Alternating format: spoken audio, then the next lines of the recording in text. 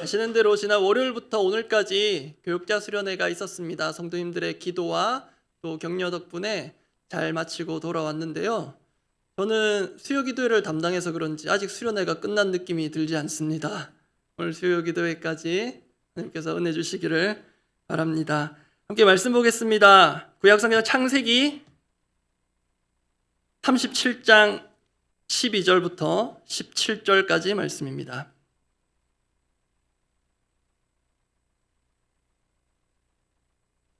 창세기 37장 12절부터 17절까지 말씀입니다. 창세기 37장 12절부터 17절 말씀, 제가 먼저 12절 읽습니다. 그의 형들이 세겜에 가서 아버지의 양떼를 칠 때에 이스라엘이 요셉에게 이르되 내 형들이 세겜에서 양을 치지 아니하느냐, 너를 그들에게로 보내리라. 요셉이 아버지에게 대답하되 내가 그리하겠나이다. 이스라엘이 그에게 이르되 가서 내 형들과 양떼가 다 잘 있는지를 보고 돌아와 내게 말하라 하고 그를 헤브론 골짜기에서 보내니 그가 세겜으로 가니라. 어떤 사람이 그를 만난즉 그가 들에서 방황하는지라. 그 사람이 그에게 물어 이르되 네가 무엇을 찾느냐. 그가 이르되 내가 내 형들을 찾으오니 청하건대 그들이 양치는 곳을 내게 가르쳐 주소서. 그 사람이 이르되 그들이 여기서 떠났느니라. 내가 그들의 말을 들으니 도단으로 가자 하더라 하니라. 요셉이 그의 형들의 뒤를 따라가서 도단에서 그들을 만나니라. 여러분, 그리스도 중심 성경 읽기 잘 참여하고 계십니까? 저는 목회자라서 따로 조편성은 되어 있지 않는데요. 담당이신 김선지 전사님 허락 없이 제가 마음대로 스스로 조를 하나 만들었습니다. 제가 만들어서 속한 조는 제 아내를 위한 기쁨조입니다. 매일 카톡으로 제 아내에게 완독 이렇게 알리고 있습니다. 오늘 본문인 창세기 37장은 그리스도 중심 성경 읽기 진도상 내일 읽게 되실 본문입니다. 일명 요셉 이야기가 시작되는 장인데요. 아마 요셉 이야기를 모르시는 분은 거의 없으시리라 생각합니다. 특히 어릴 때부터, 주일학교 때부터 신앙생활을 하거나 또 자녀들 보내신 분들은 각종 청소년 또는 청년 집회에서도 요셉은 단골 손님처럼 등장해서 꿈의 사람 또는 비전의 사람 이렇게 소개되어 왔습니다. 그런 요셉을 보면서 수많은 이 땅의 하나님의 자녀들이 또 청소년들이, 청년들이 큰 도전을 받았습니다. 그런데 성경을 보다가 어느 순간 이런 물음표가 생겼습니다. 요셉이 정말 꿈의 사람인가? 물론 요셉의 인생에서 중요한 지점마다 꿈이라는 요소가 등장하기는 합니다. 그렇지만 제가 창세기 말씀을 통해서 보게 된 요셉은 그 자신이 스스로 꿈을 꾸고 포기하지 않고 결국 그 꿈을 이뤄냈다고 하는 그런 의미에서 어떤 성공의 모델, 꿈의 사람으로 보이지는 않았습니다. 왜냐하면 요셉에게 처음부터 애굽의 총리가 되는 꿈이 명확히 주어진 것이 아니었고 그 자신이 그런 꿈을 어릴 때부터 스스로 꾸고 그것을 이루기 위해서 종횡무진 달려온 것도 아니었기 때문입니다. 그래서 성경에 있는 그대로 볼 때 저는 오늘 본문에서 요셉을 이렇게 부르고 싶습니다. 순종의 사람. 그리고 요셉의 순종은 오늘 다루겠지만 예수 그리스도의 순종을 생각나게 합니다. 그래서 나눌 메시지에 제목을 이렇게 잡아보았습니다. 우리 그리스도 중심 성경 읽기 하고 있잖아요. 그리스도 중심 순종하기 이렇게 잡아보았습니다. 그리스도 중심 순종하기 두 가지 메시지 나눌 텐데요. 첫 번째는 이것입니다. 그리스도 중심 순종하기 첫 번째는 순종은 여기에 있는 것입니다. 순종은 여기에 있는 것입니다. 조금 문장의 의미가 애매모호할 수 있는데요. 조금 후에 좀 설명이 필요합니다. 순종은 여기에 있는 것입니다. 여기에 있는 것이 순종이다. 이게 무슨 말인가? 오늘 본문을 요약하면 어렵지 않은 이야기입니다. 아버지 야곱이 아들 요셉에게 다른 형들의 안부를 확인하고 오라는 그런 심부름을 시키는 내용입니다. 그게 전부입니다. 여러분 혹시 지금까지 자녀들을 키워 오시면서 혹시 자녀에게, 지금도 자녀와 함께 오신 부모님 계신데요, 그 자녀에게 태어나서 처음으로 심부름을 시켜본 적을 혹시 기억하시는 분이 있으십니까? 처음으로 우리 자녀가 아빠 엄마의 심부름을 혼자 힘으로 한 것. 제가 예전에 사역하던 곳에서 교육자 한 분의 얘기를 들었는데 그게 지금도 잊혀지지가 않습니다. 그 당시 그분의 7살 된 딸에게 처음으로 심부름을 시켜보고 막 느끼는 바를 막 눈물을 글썽이면서 말씀을 하시더라고요.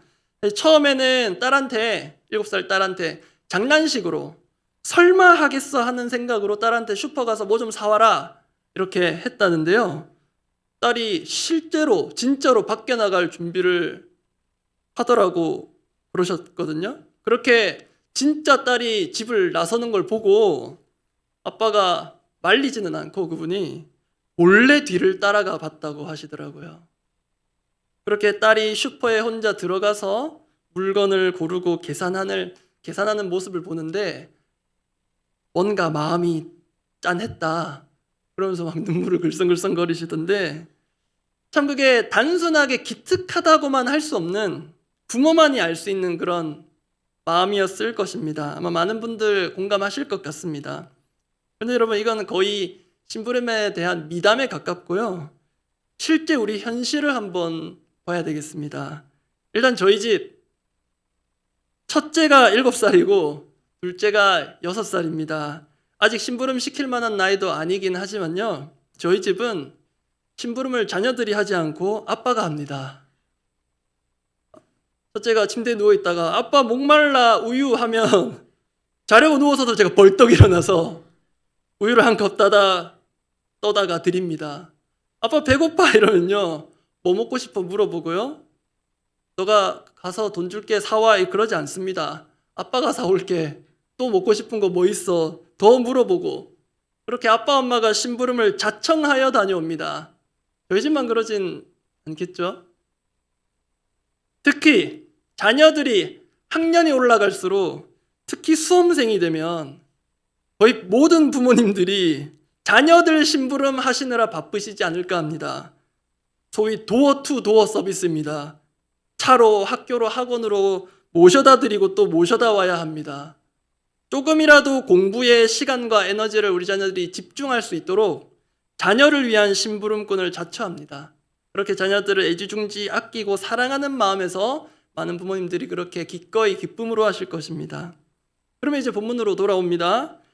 야곱도 분명 요셉을 사랑했습니다. 우리 잘 알고 있습니다. 그 사랑이 편애에 가까워 보입니다. 야곱이 요셉을 편애한 것이 또 실제로 형들이 요셉을 미워하게 된 이유가 됩니다. 그런데 이 편애라는 것이 다른 자녀들에게도 불만이 되지만 편애를 받은 당사자한테도 좋지 않습니다. 왜 좋지 않을까요? 왜냐하면 자기가 최고인 것처럼 자기만 아는 그런 이기적인 사람으로 자랄 가능성이 있기 때문입니다. 그런 야곱의 가정의 배경을 보고 오늘 본문 13절을 봅니다.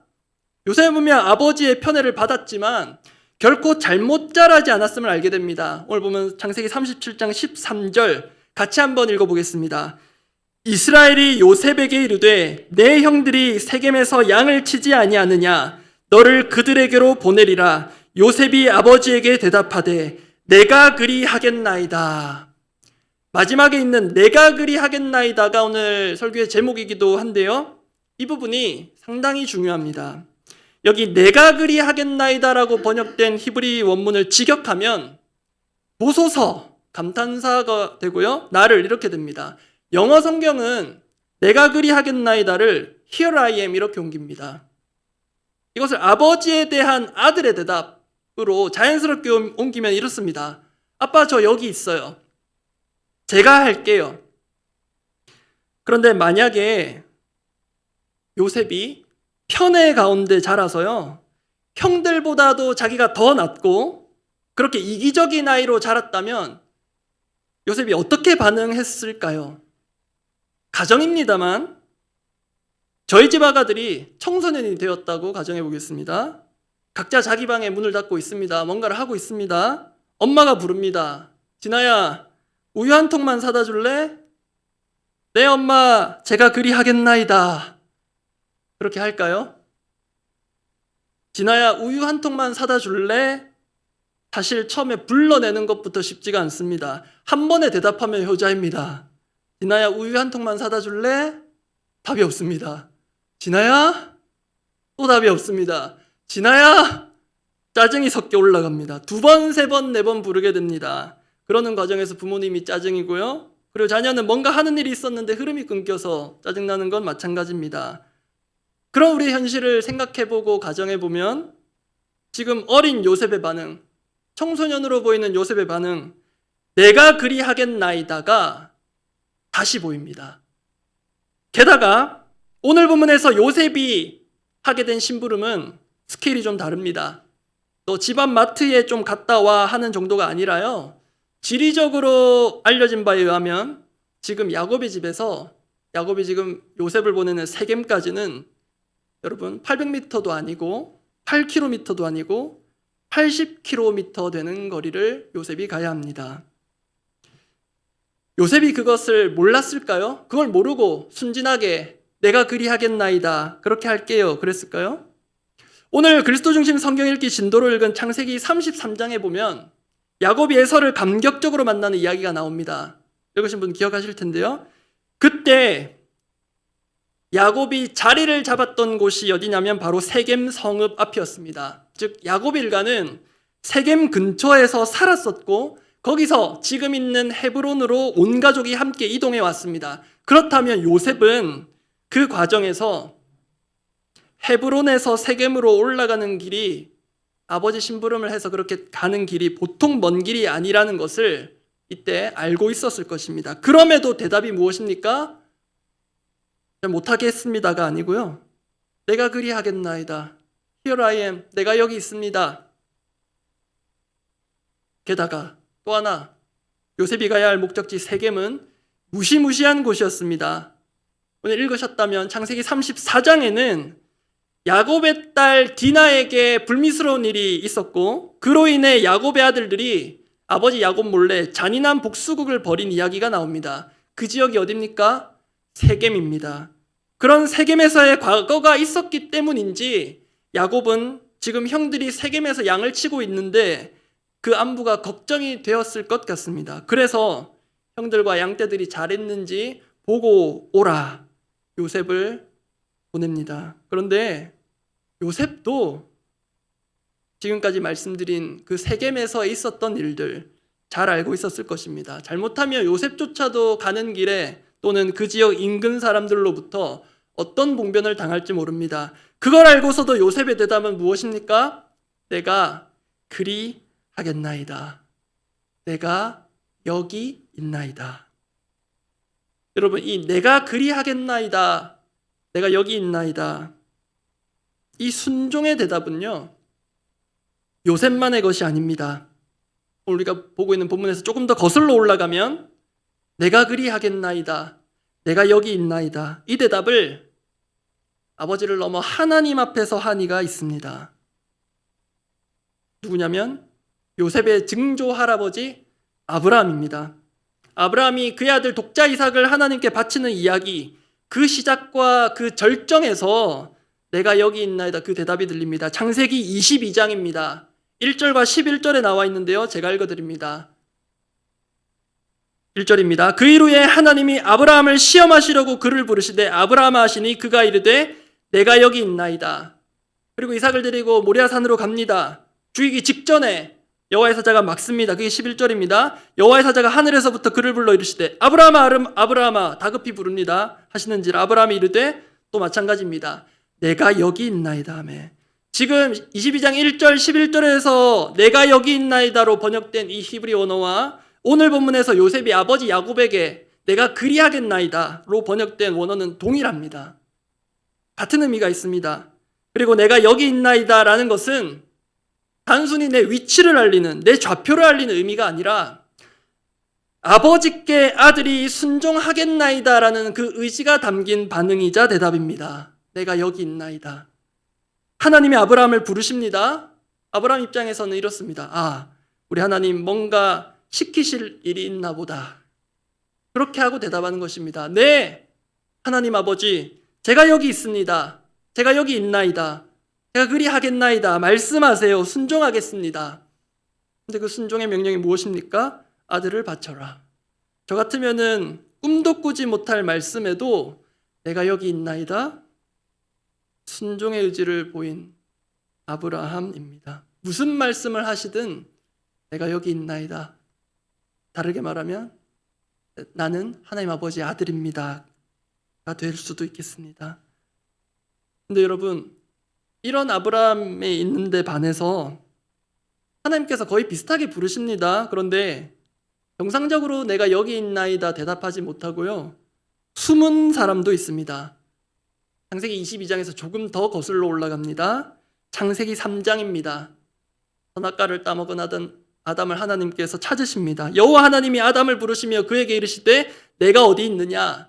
정상적인 상황이었다면 첫 아들 아담, 내가 여기 있나이다, Here I am, 내가 그리하겠나이다 대답했으면 좋았을 텐데 이미 상황이 심각한 상황에 처했는지 변명이 길어집니다. 10절 제가 읽어드립니다. 이르되 내가 동산에서 하나님의 소리를 듣고 내가 벗었으므로 두려워하여 숨었나이다. 이 너무나도 다른 반응 보이십니까? 내가 여기 있나이다와 내가 숨었나이다. 숨으면 하나님께서 모르실까요? 어디 있는지? 그래서 네가 어디 있느냐 물으실까요? 숨바꼭질 하자는 거 아니시겠죠? 평소처럼 아빠가 아들에게 기대하는 대답, 아담아 너 어딨니? 동령아 너 어딨니? 그러면 바로 소리가 난 쪽 아빠를 향해, 엄마를 향해 보고 저 여기 있어요. 시키실 거 있으세요? 그런 순종을 준비하고 있는, 마음 먹고 있는 그런 대답을 하나님 듣고 싶으셨을 텐데 아담은 내가 여기 있나이다가 아니라 내가 숨었나이다 라고 대답합니다. 여러분, 하나님은 지금도 저와 우리에게 물어오실지 모르겠습니다. 동령아, 내가 지금 어디 있니? 우리 각자가 그 질문 앞에 직면하면 우리는 어떻게 답할 수 있겠습니까? 동령아, 너한테 맡길 일이 있는데, 맡길 영혼이 있는데 너가 꼭 해주면 좋겠는데 너 마음 지금 어디가 있니? 물으실 때 우리 어떻게 답할 수 있겠습니까? 저 여기 있습니다, 하나님. 왜 그러세요? 무슨 일이에요? 제가 해볼게요. 입니까? 아니면 아담처럼 때로 그 부르심 앞에 숨어 있고 숨고 싶습니까? 그럴 때가 저에게도 있습니다. 우리 각자에게 있습니다. 하나님 분명 부르시는데 숨어 있고 숨고 싶을 때가 있습니다. 그때 기억합시다. 순종은 하나님의 부르심 앞에, 또 하나님께서 부르시는 곳에서 내가 여기 있어요 아빠, 제가 할게요 아빠, 그렇게 믿음으로 대답하는 것입니다. 두 번째입니다. 그리스도 중심 순종하기 두 번째. 첫 번째는 순종은 여기 있는 것이라고 말씀드렸는데요. 두 번째는 순종은 끝까지 가는 것입니다. 끝까지 가는 것. 조금 부담스러울 수도 있는데요. 이건 역시 좀 설명이 필요합니다. 순종은 끝까지 가는 것. 앞서 확인했습니다. 야곱은 다른 형제들의 안부를 확인하기 위해 요셉을 세겜으로 보냈고 또 실제로 요셉은 세겜으로 갔습니다. 오늘 보면 창세기 37장 13절 14절을 다시 한번 확인해 봅니다. 제가 읽어드립니다. 이스라엘이 요셉에게 이르되 내 형들이 세겜에서 양을 치지 아니하느냐, 너를 그들에게로 보내리라. 요셉이 아버지에게 대답하되 내가 그리하겠나이다. 14절은 함께 읽어보겠습니다. 이스라엘이 그에게 이르되 가서 내 형들과 양떼가 다 잘 있는 줄을 보고 돌아와 내게 말하라 하고 그를 헤브론 골짜기에서 보내니 그가 세겜으로 가니라. 그 무시무시한 세겜, 그 멀고도 먼 세겜 갑니다. 사실 이것만 해도 대단한 순종입니다. 그렇지 않습니까? 그런데 요셉의 심부름은 여기서 끝나지 않습니다. 문제가 하나 있습니다. 그렇게 세겜으로 갔는데요, 가보니 형들과 양떼가 없습니다. 그래서 형들을 찾느라 위험천만할 수도 있는 그 세겜 땅을 방황합니다. 그런 요셉에게 어떤 사람이 다가와서 몇 마디 주고받다가 그 사람을 통해 알게 된 사실이 형들이 지금 세겜에서 도단이라는 곳으로 옮겨갔구나 알게 됩니다. 자, 그러면 여러분, 이때 요셉은 선택할 대안이 있었을 것입니다. 일단 아버지 야곱 말대로 세겜까지 왔습니다. 비록 형들은 못 만났지만 우연찮게 소식은 확인했습니다. 세겜에서 도단까지 갔다 돌아. 그러면 일반적인 선택지는 또 하나가 더 있습니다. 집으로 이때 돌아갑니다. 그래서 아버지한테 말합니다. 아버지, 세겜에 갔는데요. 형들이 도단으로까지 옮겨가서 만나진 못했는데 도단에 있다고 하네요. 여러분, 충분히 가능한 대안이지 않습니까? 충분히 그럴 수 있습니다. 저 같으면은 그랬을 것 같습니다. 그런데 여러분, 요셉은 세겜에서 소식을 확인하고 집으로 돌아오지 않습니다. 오늘 보면 37장 17절입니다. 제가 읽어드리겠습니다. 17절 말씀입니다.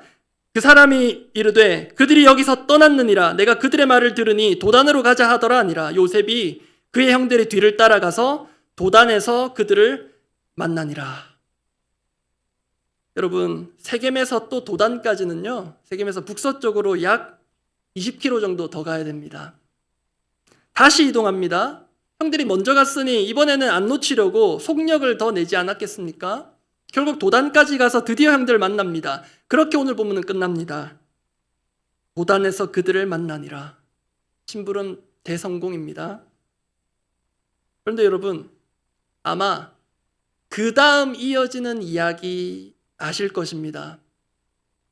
요셉이 이렇게 고생하고 위험을 감수한 순종으로 형들 앞에 왔는데 형들에게 전혀 인정을 받지 못합니다. 우리가 볼 때는 박수 칠 만한 순종이고 정말 자식 잘 키웠다 할 만한데요. 어떻게 그 멀리 여기까지 형들을 찾아오게 되었는지 한 번쯤은 물어볼 만한데 아무도 형들이 물어보지도 않습니다. 어떻게 보면요, 앞서도 말씀드렸지만 요셉은 세겜에서 형들이 도단까지 갔다더라 소식만 듣고 돌아갔어도 됐는데 돌아가지 않고 도단까지 찾아온 그 끝까지 했던 순종이 오히려 요셉이 형들 때문에 위험에 빠지는 계기가 됩니다. 결국 형들 때문에 죽을 뻔했다가 때마침 지나가는 이스마엘 사람들에게 종으로 팔려 애굽으로 가게 됩니다. 그게 이어지는 이야기입니다. 이 상황이 참 기이하지 않습니까, 여러분? 요셉은 끝까지 순종했습니다. 세겜까지 간 것도 대단한데 도단까지 가서 기업고 형들을 만납니다. 그런데 이미 형들은 요셉을 이전부터 대놓고 미워했습니다. 그럼에도 어떻게 하지 못한 것은 아버지 야곱 때문이었는데요. 그런데 묘하게도 지금 아버지가 요셉을 멀리 심부름시켜서 형들에게로 보내준 덕분에 형들은 못된 짓을 할 수 있었습니다. 요셉에게 있어서는 아버지에 대한 철저한 순종의 기회였지만 형들은 그 순종의 기회를 아버지께서 가장 사랑하는 아들을 요셉을 종으로 팔아넘길 기회로 삼습니다. 요셉은 분명 어딘가에서 종으로 살아있는데요. 아버지 야곱은 형들의 거짓말로 인해 요셉은 이미 짐승에 찢겨 죽은 아들이 됩니다. 여러분, 이러한 요셉의 순종의 출발과 그 과정, 그 결과 누가 생각나지 않습니까? 저는 예수 그리스도가 생각이 났습니다. 빌립보서 2장 말씀입니다. 예수님께서 어떤 순종을 하셨는지, 어디에서 어디까지 오셨는지를 이 빌립보서 2장 6절 8절이 잘 보여줍니다. 제가 읽어드립니다. 그는 근본 하나님의 본체시나 하나님과 동등됨을 취할 것으로 여기지 아니하시고 오히려 자기를 비어 종의 형체를 가지사 사람들과 같이 되셨고 사람의 모양으로 나타나사 자기를 낮추시고 죽기까지 복종하셨으니 곧 십자가에 죽으심이라. 순종은 끝까지 가는 것이라고 말씀드렸는데요. 예수님이야말로 끝까지 순종하신 분입니다. 여러분, 오늘 살펴봤습니다. 헤브론에서 세겜까지, 세겜에서 도단까지 수십 킬로 될 텐데요. 여러분, 하늘에서 이 땅에 오신 그 거리는 얼마만 할까요? 하나님이신 그분이 사람이 되셨는데요. 하나님과 사람 사이에 그 닿을 수 없는 거리는 얼마만 합니까? 우리가 가고 싶다고 좁힐 수 있는 거리입니까? 종의 형체를 가져서 사람들과 같이 되신 것만 해도 엄청난 것인데요. 그게 끝이 아니었습니다. 죽기까지라고 합니다. 죽기까지. 십자가에 죽으셨습니다. 여러분, 당시 십자가는 우리가 때로 이해하던 어떤 상징이나 비유가 아닙니다. 십자가는 곧 죽음입니다. 죽기까지 복종하셨으니 곧 십자가에 죽으심이라. 십자가는 곧 죽음입니다. 우리 예수님께서는 하나님 아버지께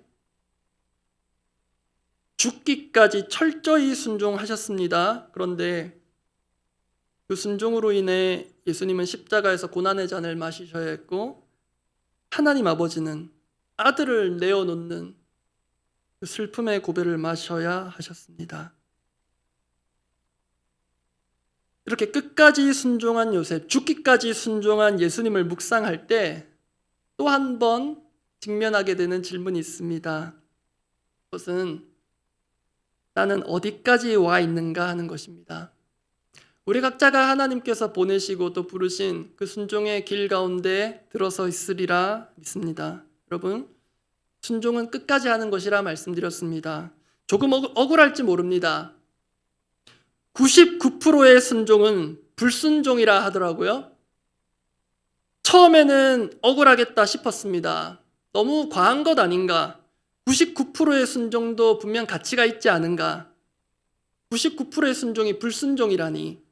그런데 말씀 준비하며 곱씹을수록 정말 틀린 말이 아닌 것 같습니다. 여러분, 그럴 일은 없겠지만, 가정이지만 예수님이 이 땅에 오셨으나 십자가 지시지 않았으면 큰일입니다.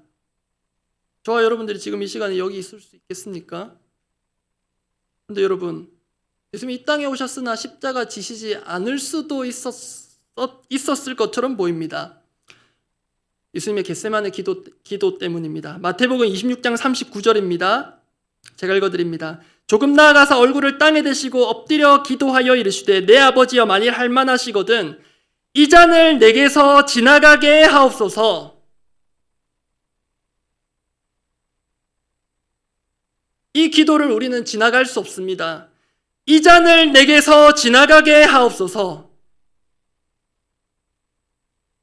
그래, 너 고생했다. 생각보다 인간들이 너 말을 많이 잘 안 듣지? 너 지금까지 고생했다. 내가 다르게 할게. 하나님 그렇게 하셨다면 이 복음이라는 게 어떻게 됐을까요?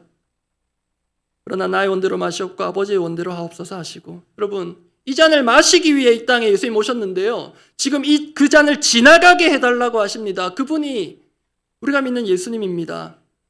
근데 여러분, 저는 이게 참 위로가 됩니다. 구체적으로 다 얘기할 수는 없지만 살다 보면 위기가 찾아올 때가 있고요, 불현듯 여기까지인가 싶을 때가 있습니다. 저는 신대원 입학하고 1년 후에 그런 순간이 찾아왔습니다. 여기까지인가? 그만하고 싶었습니다. 그리고 정말 부끄러운 얘기인데요, 첫 사역지 3주 만에 담임 목사님 찾아가서 못하겠다고 말씀드렸습니다. 여기까지인가? 그리고 그 여기까지인가라는 고민이 더 확장돼서 사역에서 있어서 여기까지인가가 아니라 내 인생이, 이번 생이 여기까지이고 싶다라는 생각이 들었을 때도 있습니다. 그렇게 위기가 찾아올 때 있습니다. 여기까지인가? 여러분, 혹시 오늘 순종에 관한 메시지를 듣고 오해하지 않으셨으면 좋겠습니다. 저는 우리가 무조건 예스맨이 되어야 한다고 생각하지 않습니다. 저는 우리가 예스맨이 아니라 예수맨, 예수의 사람이 되어야 한다 했습니다. 결국 죽기까지 순종하신 주님의 뒤를 따라가는 자들이 우리들이지만요, 그 순종의 길 끝까지 가는 것 결코 절대로 쉽지 않습니다. 지금 이렇게 말하고 있는 저도 장담할 수 없습니다.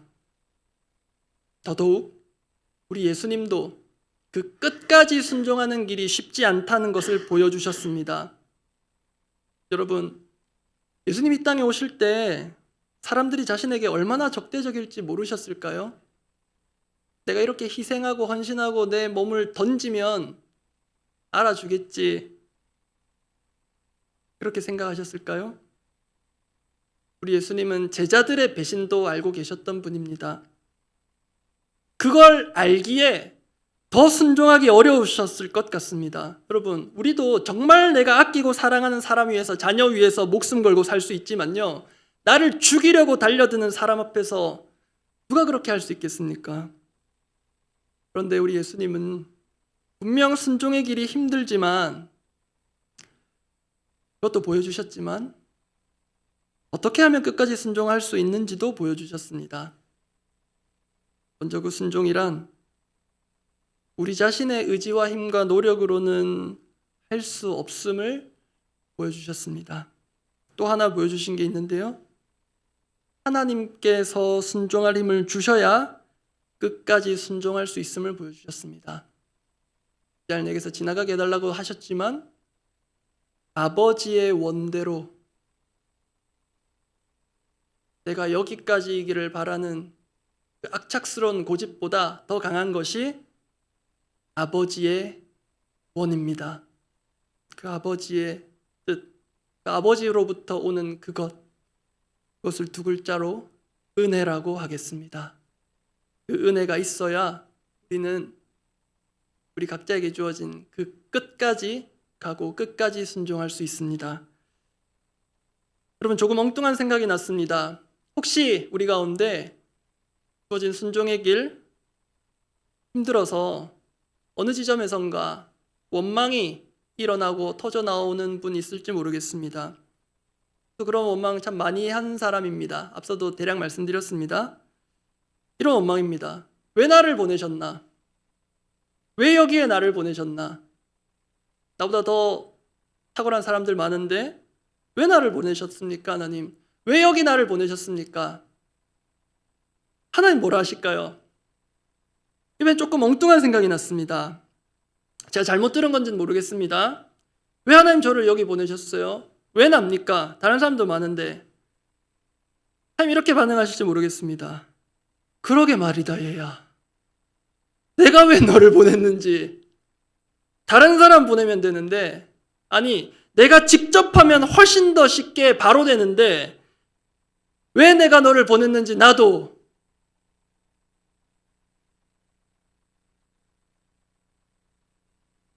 그것을 곱씹다 보니까요, 결국 나는 여기까지이고 싶다 생각하는 거기, 여기에 나를 보내신 게 은혜라고 하십니다. 사실은 그게 저를 통해서나 우리 각자를 통해서 누군가를 살리고 세우기 이전에 여기까지 이끄시고 여기에 우리 각자를 보내신 게 다른 사람이 아니라 아들인 너, 딸인 너를 살리고 성장시키시려는 하나님 아버지만 하실 수 있는 자녀 양육 은혜였음을 알게 하십니다. 그래서 그 은혜가 아니었다면 내가 여기서 원망조차 할 순간도 없었음을 깨닫게 하십니다. 말씀 정리합니다. 요셉 이야기를 넓게 보면 하나님은 청소년 요셉에게 이스라엘 민족뿐만 아니라 온 열방을 구원하시려는 하나님 비전의 그 한 단면을 보여주셨습니다. 대신 그것이 어떻게 이루어질지는 아무도 몰랐고요. 요셉 자신도 몰랐습니다. 다만 그 하나님의 원대하신 꿈이 실현되는 과정에서, 그 민족을 살리는 하나님의 그 비전이 실현되는 과정에서 발견되는 것이 있는데요. 선명하게 나타나는 그것이 뭐냐면 바로 순종입니다. 아빠의 사랑을 받은 아들의 순종입니다. 내가 여기 있나이다. 내가 그리하겠나이다. 여러분, 하나님 부르실 때 바로 반응하는 그 대답이 아빠 하나님을 얼마나 기쁘시게 하는지 모릅니다. 그리고 끝까지 감으로써 아빠를 기쁘시게 하는 아들의 순종. 그것이 당장은 아니지만 오랜 시간이 지나 제외한 그 아빠를 기쁘게 한 요셉의 순종이자 죽음 이후 하나님과 단절되었으나 다시 하나님 앞에 서시게 된 예수 그리스도의 순종이었습니다. 그 순종이 결국 저와 우리 모두의 순종이 되기를 바랍니다.